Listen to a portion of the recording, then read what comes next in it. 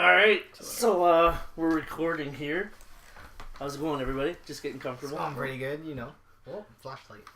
Yeah, so this is the Camp Trillium podcast. I think we're up to episode 16 or 17 now. Yeah, one of those two. Whatever it is. Anyway, I'm Ian. And I'm Tam. I'm Jesse. Yeah, that's Jesse. Nice to meet you. And we've been talking about Jesse the last few weeks on this. We've dropped your name since staff training. It's me. Saying there's going to be a special episode. We've also referred to him as the Dungeon Master. It's true. That's me. I prefer Game Master. Oh, Dungeons Game are very Master. restricting. Ooh. I like Game Master. I do too. Not as threatening. It's at true. the same But time, still mysterious. Very mysterious. Yes. Mm. So this is our Dungeons and Dragons extravaganza, or just role playing in general at camp, and how it has swept the nation here. It's true. It's just like the Beatles were back for the rock and roll. Yeah. It's crazy. Everyone's doing it. and Jesse's like our lead Beatle. I try. John Lennon or Paul McCartney. Oh, Paul McCartney for sure. Okay. I would have gone with more of a George, but that's just my own George is my favorite Beatle. personal. Yes. Yes. No, George was a Beatle. Yeah. George Let's is. move on. George Yeah. is. We'll move on. So this is an episode clearly devoted to just Dungeons and Dragons and such things at camp. We have multiple versions, but first of all, Jesse, how is it that Dungeons and Dragons, or D&D as we call it for short, came to be at camp?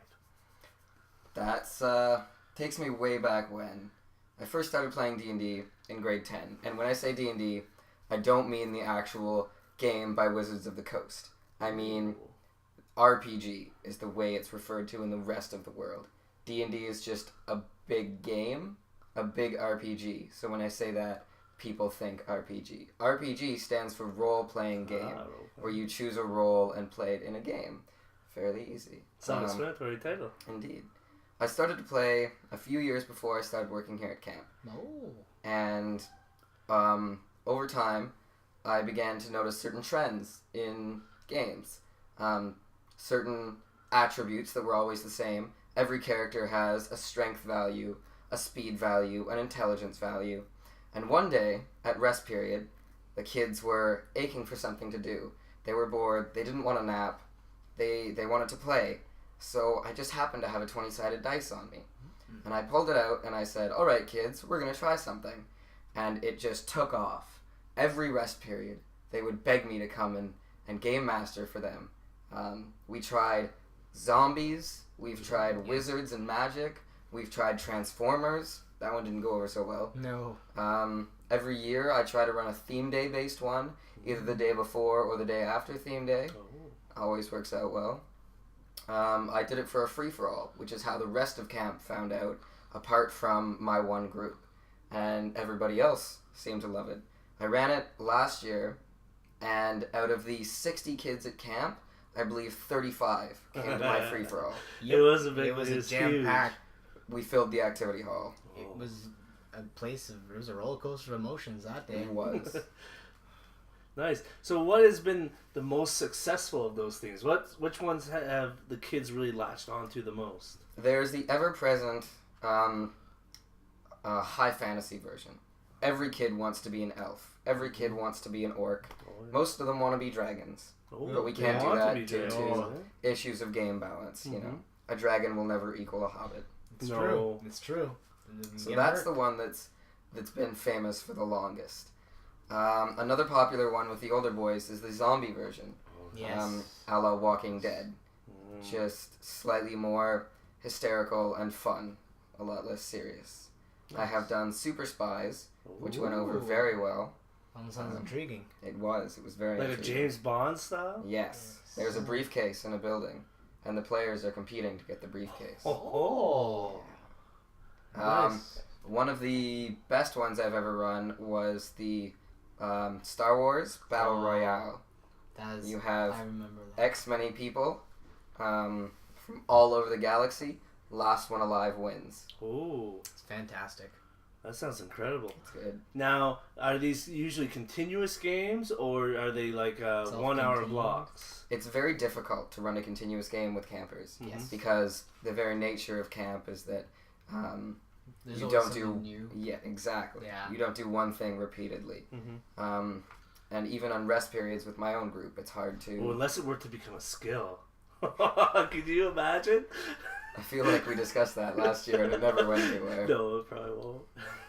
I did incorporate it when I ran Bohemian Arts last year, though. I did incorporate Dungeons and Dragons. Cool. To answer your question, no. We normally run in 1 hour blocks. It is very rare that we finish a story with the children. Oh, cool. So it keeps them wanting more. Always. That's the way.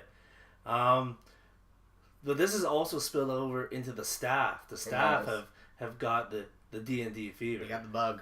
They got bit. So we've actually been playing. There's been a different staff game that has been continuous. It has. For Since the last staff training. For the last 3 summers. Our first summer. It wasn't the same game, though. No, it wasn't the same. First summer was Star Wars. It was. Last summer was zombies. And this summer is Conan. Conan. Yes. We actually played last night. Yes, we did. It was quite exhilarating. We did. Lots of things happened. People cried. Giant adventure. It's good. Cliffhangers galore. So, how do you go about setting up a game for the staff games? Staff are interesting because they're a little bit more intelligent or quicker than the children. Maybe not more intelligent. That's a stretch. What I like to do with them is get a character and a lot about that character and who that character is. And then I look at all the characters that I have and I see who fits together in what ways. And then when we start playing, I give them a setting and let the characters fit together. Really, you guys have driven most of the plot so far. The big bad end guy comes from Tam's character, Argyle. Like the socks. Like the socks or the socks and sweaters. And the entire party works for Dotar. Ian's character. Yes. He's a snake and a fiend. Interestingly enough, his mercenaries and his wealth are diminishing. And it will be interesting to see the turn of power in the next few I'm getting so nervous. You stop pointing to yourself. Go on. I'm done. Things are awry. Don't read into that too much. Oh, I don't know. So, I actually brought some dice here. So, you had mentioned that you had a 20-sided dice. Okay. This is a 20-sided dice. That's the 20? That's it. It's 20-sided. So this numbers one, range from 1 to 20. And this one here, this is a 10-sided dice. Numbers range from 0 to 9. And there's actually a bunch of different colors of these. And 0 being the highest, right? Depending on the game, normally 0 being the highest. Yeah, counting as a 10. Most of us know the normal. Say you would recognize a D6, like these ones. Yes. Monopoly. Perhaps we should explain the naming of these dice. Yes. In the role-playing world, what we like to do is say D and then the number of sides because we have so many different dice. I have seen a D100 before. Whoa! A ball with a magnifying glass on top. That's crazy. I saw you have a die that is one inside of another. Yes.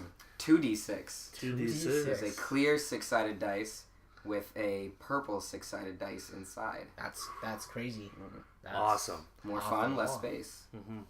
So this has been kind of a recap on D&D and Camp. D&D. Yeah.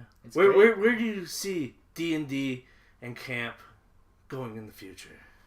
I'm a little nervous. I'm not sure if it's going to die out or if it's going to overwhelm Camp Trillium. And it will become something entirely different. Whether it'll use its forces for good or for evil? We'll have to wait and see. As they say, good character or bad, you're going to change the world, kid. I think they say that somewhere. New Man of Steel trailer. That was a Superman reference. Sorry. Yeah. I've been watching it. I liked it a lot. That was probably a poor place to try and slip that in. Yeah, it was. Yeah, so we haven't podcasted for a while. Reason why? It's been stinking hot here. It's been bonkers. Like 40 degrees. This so is like my third it was shirt too of the hot day. to sit this close together prior to today. It's true. I refused. Even right now, it's absolutely Yeah, It's a little uncomfortable. I managed to put a sweater on, but we had to turn the fan off so we could hear and wouldn't be mumbled. The mustache competition is still going on. As you can see, we're concealing the identities of our true mustaches. We're 24 days in. 24 days in? 24 days in. That means 7 left. 1 week from today, we will have the reveal. Oh, yes. And boy, will it be a reveal. Maybe we are showing our real mustaches right now. Yeah, you guys don't even know these aren't replacements. Wouldn't that be a story? And really, it's not a far stretch to believe it would be that crooked. Anyways, this was our special D&D episode. Thank you, Jesse. Thanks, Jesse. Nice and we'll see everyone next time. I'm gonna lean in. Auf Wiedersehen.